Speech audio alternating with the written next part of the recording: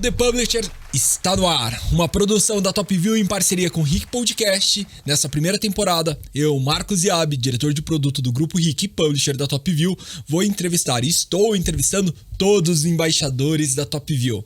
São papos muito legais sobre o universo em que eles pertencem, o que eles desenvolvem, quais os trabalhos e frentes que eles estão envolvidos. E hoje eu tenho o prazer de receber ela, que é carioca, publicitária, artista e embaixadora de arte da Top View. Eu tô falando de Malu Rogers. Suas obras têm como objetivos questionar as fronteiras e as origens do comportamento humano atual.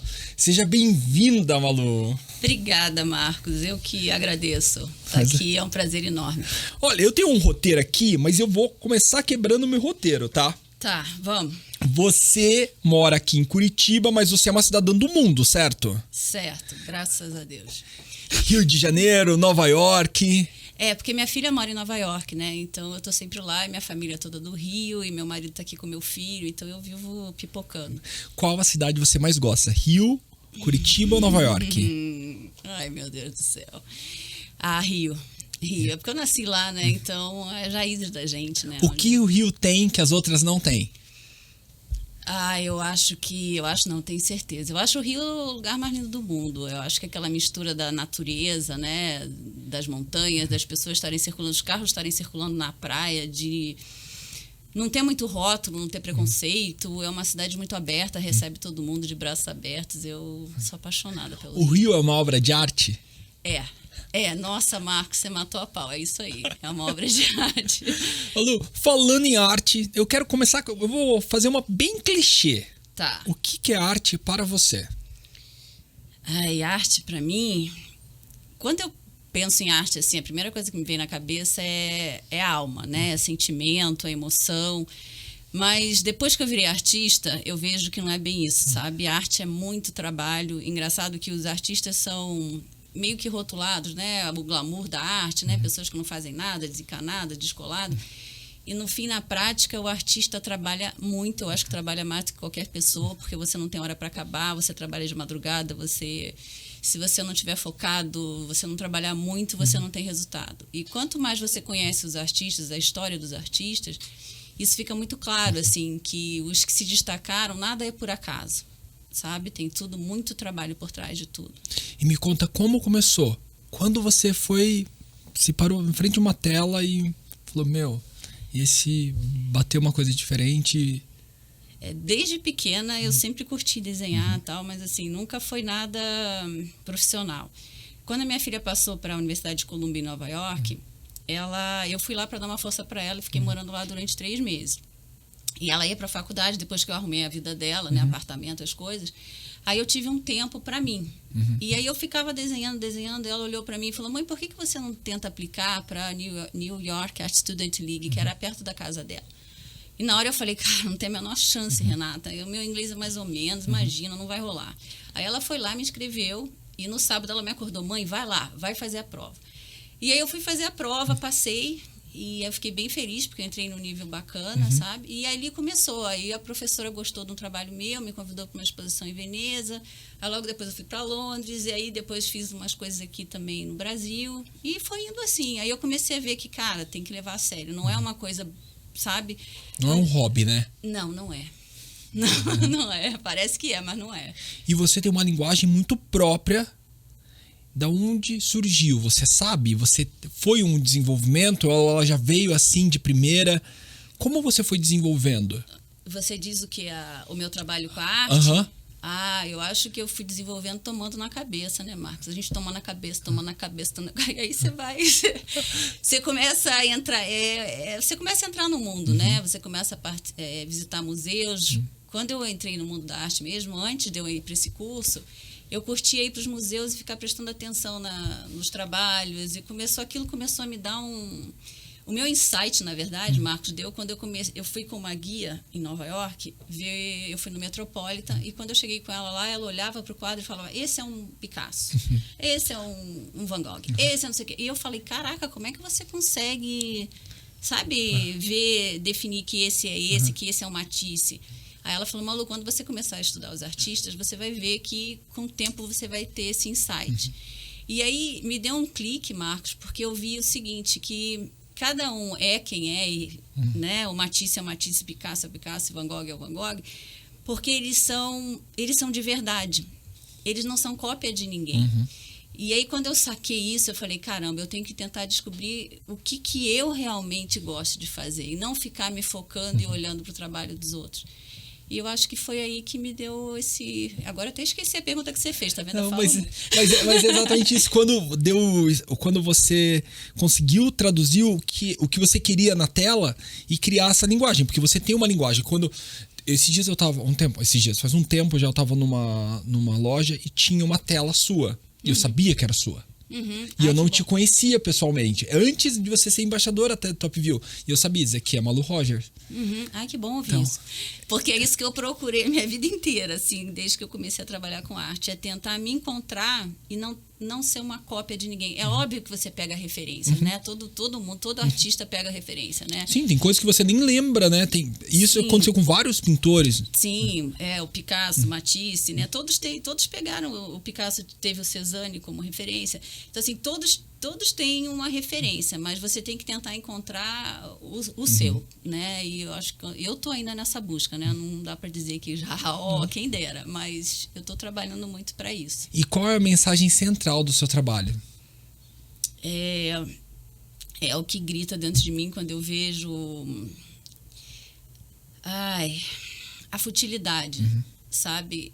Quando ela passa um pouco do ponto e as pessoas não perdem um pouco da noção do verdadeiro sentido dessa vida, né? Que isso aqui é uma passagem, passa tudo muito rápido, e quando você vê as pessoas perdendo muito tempo em ser uma coisa que elas não são, provar ser o que elas não são, ser até esteticamente mesmo que não são, essa coisa fake me incomoda muito. Então, assim, eu tento mostrar nas minhas obras essa coisa, né? Tanto você vê quando tem aquelas carinhas, né? Parece uma coisa meio bobinha, meio criança. Inclusive, tem pessoas que falam pra mim, nossa, você desenha que nem criança. Eu falei, cara, essa é uma frase do Picasso, isso é um elogio pra mim. Que ele disse que ficou a vida inteira dele pra chegar no ponto de desenhar como uma criança. Então, assim, essa padronização, sabe, principalmente das mulheres, sabe? Que estão passando um pouco do ponto. Então, você olha assim, você não... Isso que a gente estava falando antes, né? De você tentar se encontrar e ser quem você é e ter a tua personalidade. Isso você está começando... Chegou num nível que está todo mundo muito igual. Isso me incomoda muito, sabe? E não me incomoda. Eu vejo isso no mundo todo. E eu acho que isso é uma maldade. E dá para perceber muito isso na sua obra, porque ela é esteticamente muito bonita, colorida, mas ela tem uma ironia também, né? Sim. Ela tem uma ironia e de vez em quando ela tem algumas coisas que escorrem, tem umas coisas que não são simétricas. Você fala, ali... Não é só... porque tem gente que acha que obra de arte tem que ser uma estampa, tem que ser bonita. E não é isso. Não mesmo. Não, ela pode até ser. No caso, a sua é muito bonita, mas ela também é incômoda. Se você para na frente, se você passa e fala assim, é uma tela colorida, muito bonita. Se você para e fala, tem uma crítica aqui. Não é só, tipo... E a questão da repetição é uma coisa... Eu vejo que é uma coisa importante, porque traz exatamente isso que você falou, né? Do padrão. Na verdade, todo mundo busca... Todo mundo não vamos generalizar, mas tem muita gente buscando ser igual... E, na verdade, se você olhar, a pessoa nunca vai ser igual a outra e fica. E daí chega até uma forma de deformação, né? Porque aquilo não cabe naquela pessoa. Isso mesmo, Marco. É isso que eu sinto. É essa deformação. Você falou uma palavra que eu vou usar agora, uma tela com esse nome. E uma coisa que eu vejo... Ao mesmo tempo que você faz a arte e traduz isso, também é uma visão de como você enxerga o mundo. Daí a pergunta é a seguinte, a arte é política? Eu acho que a arte entra em tudo, né? Eu até fiz uma matéria na Top View, né, desse mês, que fala sobre até a cura, né? A cura pela arte. Eu acho que a arte está em tudo. Eu acho que sim, política sim também. Porque quando você fala, por exemplo, quando você traduz que, por exemplo, as mulheres não precisam ser iguais, é um posicionamento seu. Sim, mas é um posicionamento que eu vejo... Eu acho que as pessoas estão começando a sacar isso, né, Marcos? Sim. Né? Eu acho que já tem muitas críticas com relação a isso. É um posicionamento meu da maneira com que eu vejo o mundo, mas eu acho que isso está rolando no mundo, sabe? Não é uma coisa só eu que estou vendo, não. Acho que já está todo mundo meio que vendo isso, né? E a arte também Dizem, não, né? Isso é verdade, que nós teremos uma educação mais forte, quanto mais forte vai ser a nossa arte e nossa cultura, né? Quanto mais as crianças tiverem acesso, os adolescentes e tudo mais. Qual a sua ligação com educação e o que você acha de arte e educação para as crianças e adolescentes?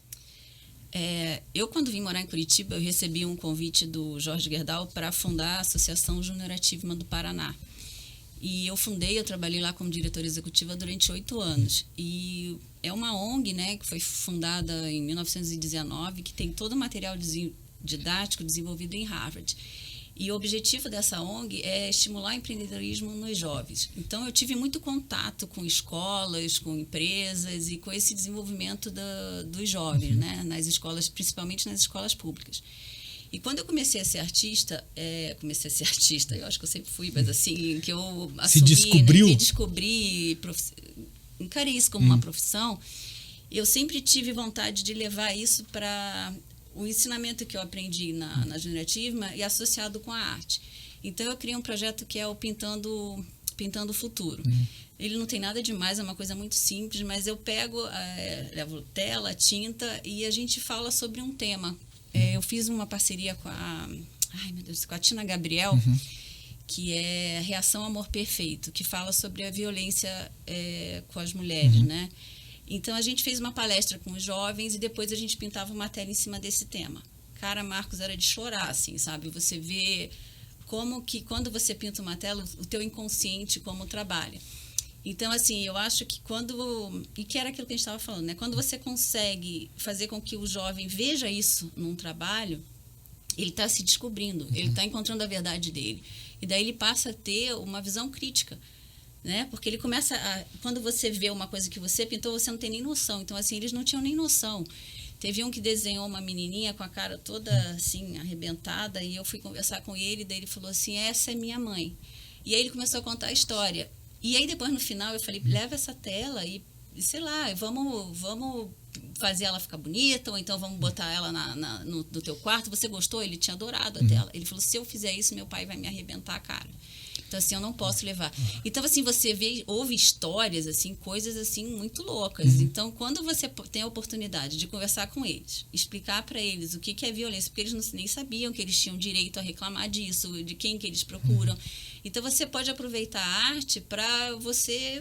Eu acho que vários temas, né? A gente usou a violência contra a mulher, mas tem N temas, tem drogas, e você poder fazer trabalhos de arte com isso, eu acho que é fantástico. Eu sou apaixonada. Eu vou te contar uma história que eu era publisher do Top View e depois assumi a diretoria de produto do grupo.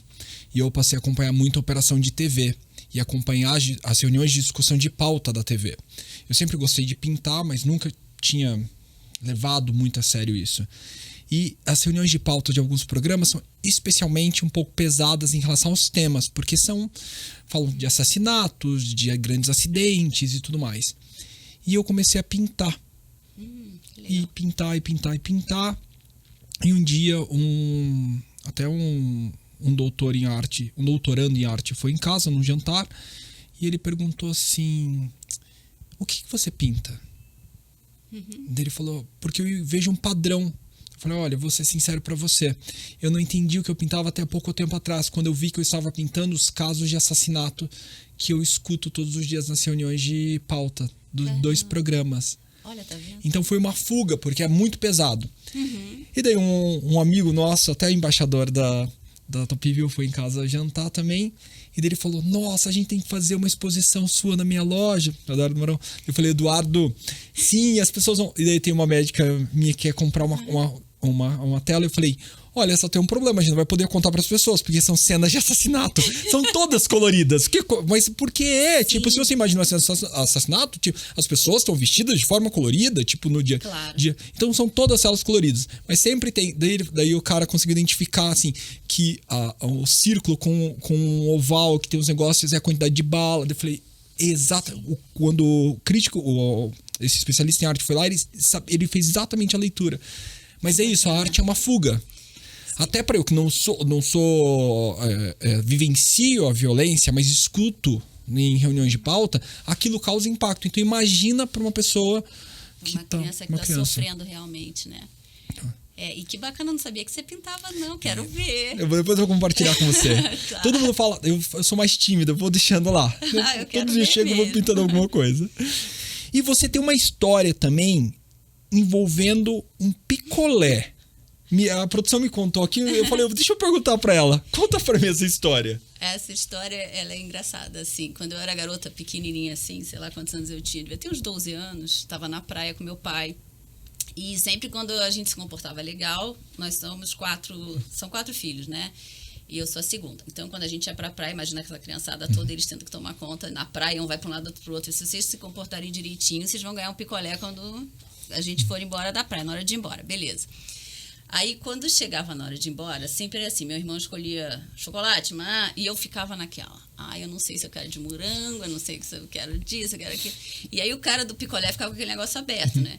Aí, o meu pai chegou um dia e minha irmã escolheu chocolate, meu irmão morango, sei lá, e eu fiquei na dúvida. Ele falou assim, pega o coco pra ela. Aí, eu pagou e falou, você pode ir embora, não vai... Aí eu falei, cara, como assim, pai?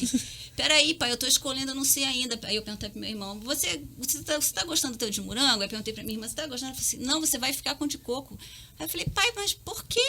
Aí ele falou assim, porque quando você não sabe o que você quer, alguém vai decidir por você. Aí eu fiquei olhando aquilo, eu falei, caramba. Aí quando chegou da outra vez, quando eu fui pra praia, eu falei, cara, deixa eu tratar de saber. E eu levei isso pra minha vida, sabe, Marcos? Então, assim, às vezes quando eu tô na dúvida, eu falo, cara, deixa eu tratar de decidir, porque mesmo que seja ruim alguma decisão, eu tenho que decidir, porque senão alguém vai decidir por mim. Tem autoridade sobre a vida, né? Exatamente. Então é essa a história do picolé.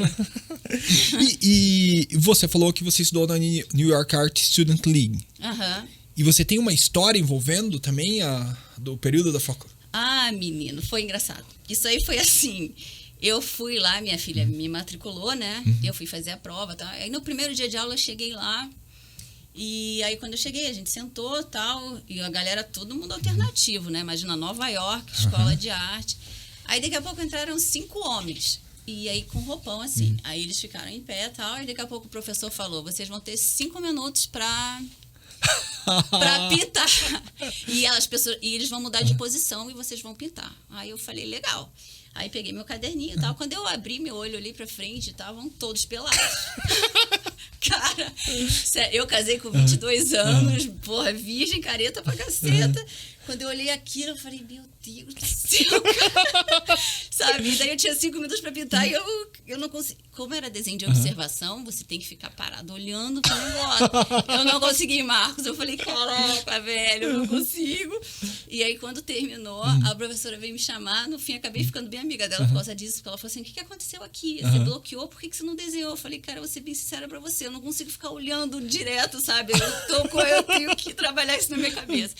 E aí, realmente, eu fui trabalhar isso, porque eu tinha meio que um bloqueio, sabe? Mas foi muito engraçado. Eu imagino. Meu marido não achou graça nenhuma quando eu contei pra ele, mas... Mas é arte. É arte, Aí comecei a entrar, abrir a cabeça, né? E você tem uma história também do sofá da vovó. Sofá da vovó. Sofá da vovó eu também era pequena, como eu te falei, eu saía desenhando tudo. Até aqui eu trouxe um caderno para ir desenhando, só que não pode mexer na mesa para não dar o contato, senão eu já estaria desenhando.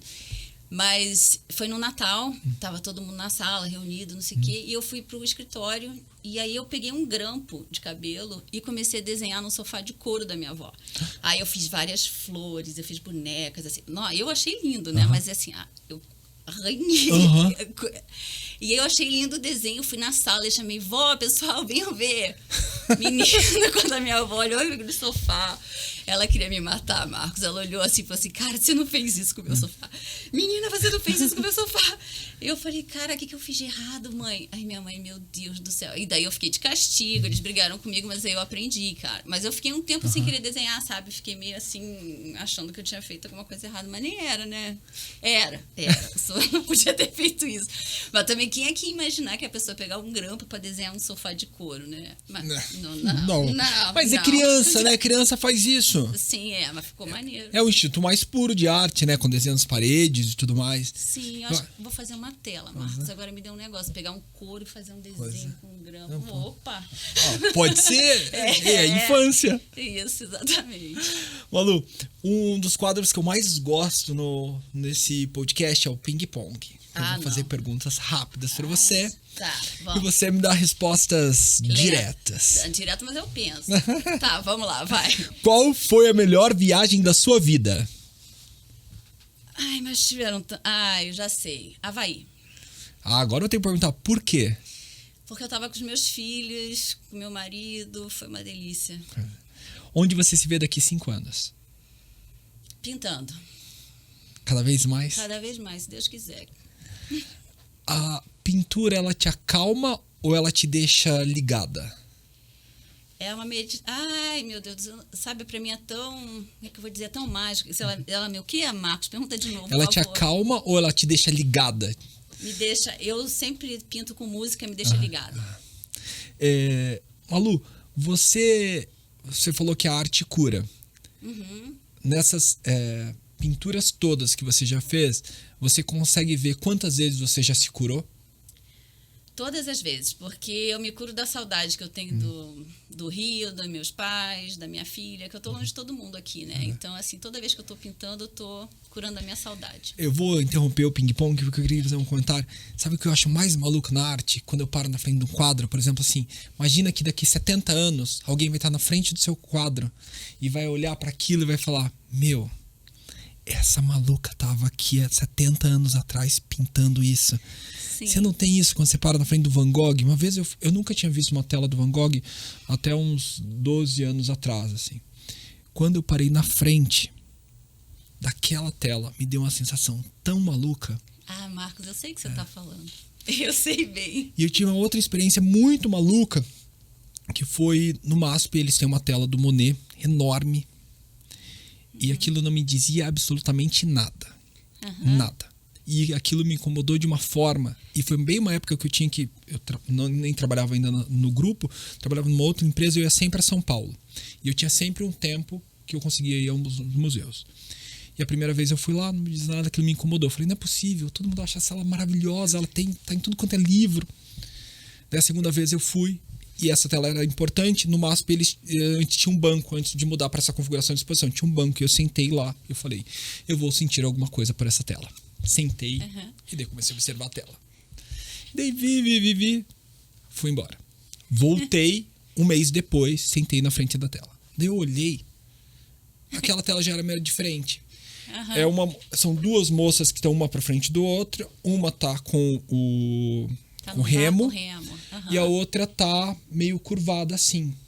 Então eu falei, alguma coisa... E o barco não aparece inteiro na tela. Então ele sai assim, de fianco, assim, tem uma parte do barco que não aparece. Eu falei, olha, o barco continuaria ali. Passou um tempo, eu voltei, sentei, e sentou um casal de argentino do meu lado. E eles também ficaram lá um tempo. Eu falei, gente, eu só vou sair daqui hoje quando eu entender essa tela, o que ela... E daí a gente começou a ler a tela. A gente falou, meu, a moça que tá com remo, parece que ela vai fazer um movimento mais forte, e a outra tá preocupada.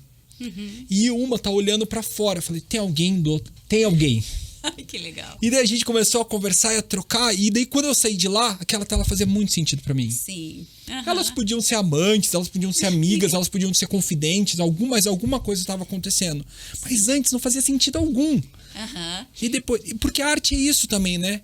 E só o fato de ter te deixado tão intrigado e pensando nela, nossa, isso já é muito mágico, né? Eu acho. Voltando, o que você gosta de fazer quando tem tempo livre? Pintar. Qual o seu maior sonho? Ai, ter saúde pra ficar pintando até velhinha. Qual o seu lugar preferido no mundo? Perto dos meus filhos. Defina a sua profissão em uma frase. Alma. Uma curiosidade sobre você. Eu sou uma boba. Se você pudesse reviver algum dia da sua infância, qual seria? O dia que eu pintei o sofá, só que eu não queria ter levado bronca. Eu tenho uma Lu e eu tenho uma palavra ao lado que é tipo sinônimo. Qual palavra seria? Verdade. Foi muito incrível bater esse papo com você. Muito obrigado. Obrigada a você, Marcos, seu amor. Muito obrigada, adorei. Obrigado por compartilhar suas histórias, um pouco da sua arte. E eu aconselho a todo mundo que está escutando, que ainda não acessou o perfil da Malu, por favor, a gente vai deixar na descrição desse podcast. Acesse, comente, compartilhe obra de arte, compartilhe a arte, compartilhe não só a Malu, mas os artistas que você encontrar pelo seu caminho, porque é muito importante. A arte cura, a arte é vida e é uma coisa que pode modificar a história de muita gente. Obrigado novamente. Obrigado a você que está escutando nosso podcast. Esse é o The Publisher e esse foi mais um episódio com uma das embaixadoras da Top View. O The Publisher é uma produção da Top View com a Rick Podcast. Nos acompanhe nas redes sociais e até o próximo episódio. Até mais!